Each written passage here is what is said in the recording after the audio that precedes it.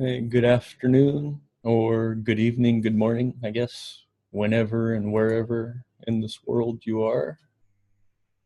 I am just enjoying a rainy and noisy day in the desert. When you live in the desert, the rain is always a good thing. And going to talk a little bit more about crypto bridge costs and KuCoin, and then also the project spotlight coins I have listed here. Going to go over a few more tools I've put up on my website and a few other things like that. So, first thing I want to look at is this coin ranking sheet I put up for CryptoBridge. And no, I'm not just some huge crypto homer. There's probably a lot of shit coins in this list, but I'm going to be earning pennies and pennies of them here over the next few months. So I'm not too worried about getting rid of the bad ones yet. In my opinion, there's a lot bigger risk of cutting out one of these early coins that's going to amount to something than there is holding a coin that's going to be worth a fraction of a penny for years and not exist in a few years.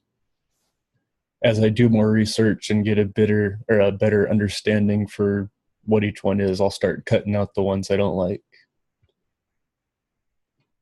And just to clarify a few things here, something I put as a conviction buy on this list is something that I have a lot of confidence in would put a significant amount of money in. So for me, anything anything over $100, $200, I'm gonna want to have a good feeling for it, and it's gonna have to have proven itself and be producing something. These ones I have set as accumulate, those aren't ones I want to sell right now, but it's also not one I would put any speculative or serious investment money in. Those are ones I'm going to want to wait and learn more about and see how they actually perform before I make any decision. For this speculative buy here, anything like $100 I would consider a speculative buy. That's something most people can afford to bet around with a few times, and it's not a bad thing to pick some of these lower value ones that have a good use case and might actually be very valuable. Those can be very worthwhile investments as long as you're selective and make make informed choices with your bets there. And there's a lot of very unique and strange coins on this list. So I don't want to be too judgmental and just cut them out because it looks weird or does something I don't understand. I want to get a feel for it, give it a chance, and then if it's not doing anything, cut it out, and any earnings, I'll turn it into something I do like.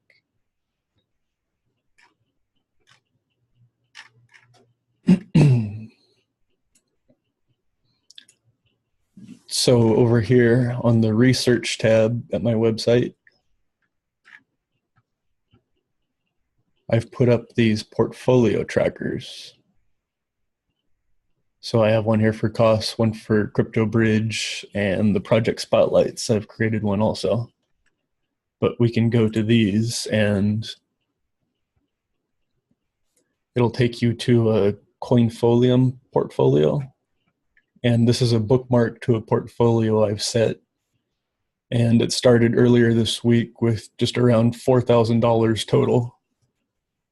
2,000 went into costs, which is the exchange's utility token. And you're going to hold these cost tokens to be earning all of the other coins they're exchanging there. So your main investment's going to want to be in this coin. And then I went and calculated out another $2,000 and I spread it between all of these other coins it trades. Now, this portfolio is going to be a convenient way to go and look and see how the exchange as a whole unit has been performing. See right here, it's gained about $148 from the time I started earlier this week. and you can go over to CryptoBridge and look at it also. Created these, I think, the same day and in the same manner. So 2,000 into Bridgecoin, another 2,000 into all the other coins it trades, at least the ones that had a CoinMarketCap profile. And CoinFolium's a really nice portfolio tracker. You don't have to enter any of your information. It's just a bookmark page you can jump to as often as you want and don't have to put any information into it. For my project spotlights, I did 1,000 into each of these coins. And it's down a little over 700 from the time I created it, but that's just the same basic premise there. Just a general means to track all these coins I'm looking at and see how they're performing over time.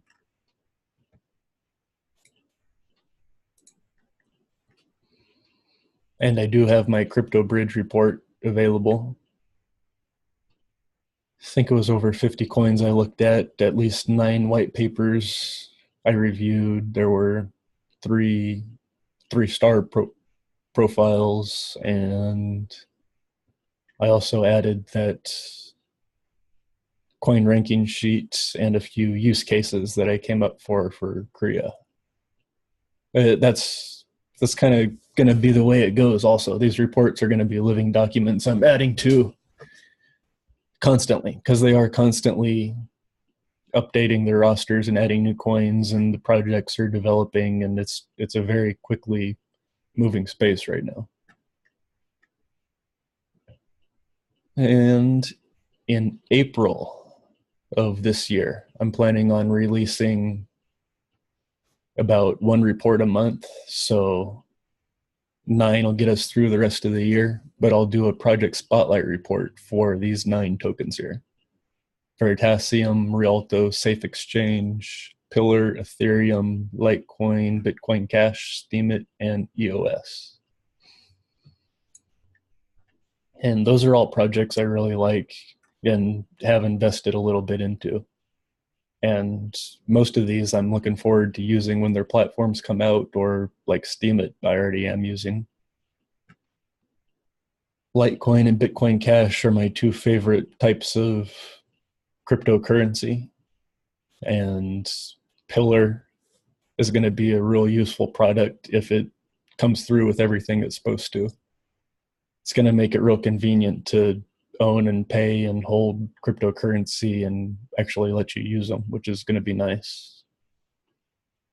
Veritasium and Rialto are more investment coins. They're financial services, a little bit more specific than CryptoBridge or COS or KuCoin, but same sort of premise there.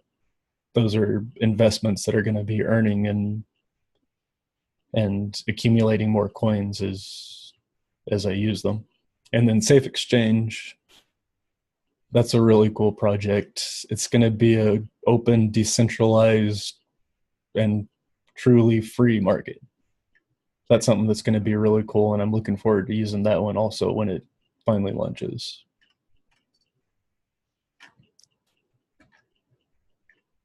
Looking at these coins down here, you'll notice Bitcoin is not on it.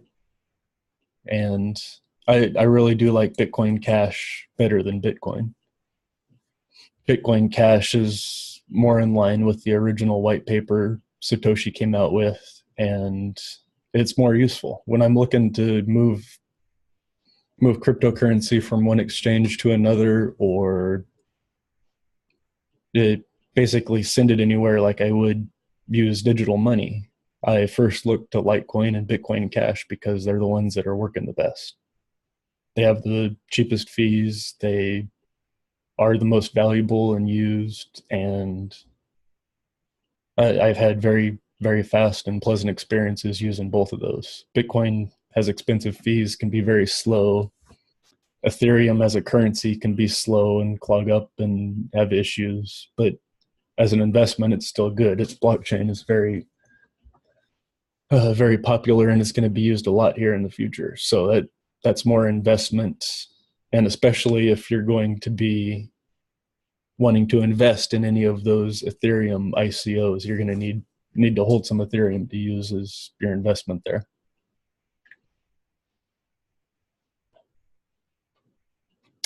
Steemit and EOS are both created by the same developer, and Steemit is very cool. It's already, I haven't put a single dollar into it, but just accumulating the coins over time, it is one of my top 3 investments altogether, or cryptocurrency investments. It's usually top 3. I think it's 2 right now.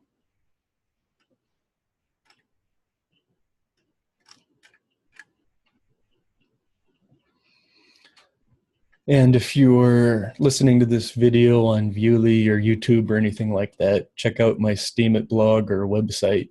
I'm going to insert this video here in a pretty cool article I'm writing, explain a little bit how I find coins and talking a little bit about nets and harpoons. So stuff like COS and CryptoBridge, I look at those as tools I'm using to invest in the digital asset economy. And those tools would be more like a big net you go out and try to catch a school of salmon with. Because you're getting, I think right now between COS, Bridgecoin, and KuCoin, I'm getting over 100 different cryptocurrencies as my dividend rewards there. And that's a huge net. You're getting a lot of little tiny pieces of all those coins. And that's a way to diversify and spread out risk and also get a very wide and broad exposure to the markets in general. Stuff like the project spotlights here, those are going to be more like harpoons you would go and try to get that big old whale with. Going to be a lot more focused research, and it's going to be more risky, but you're also having the opportunity for a lot more reward.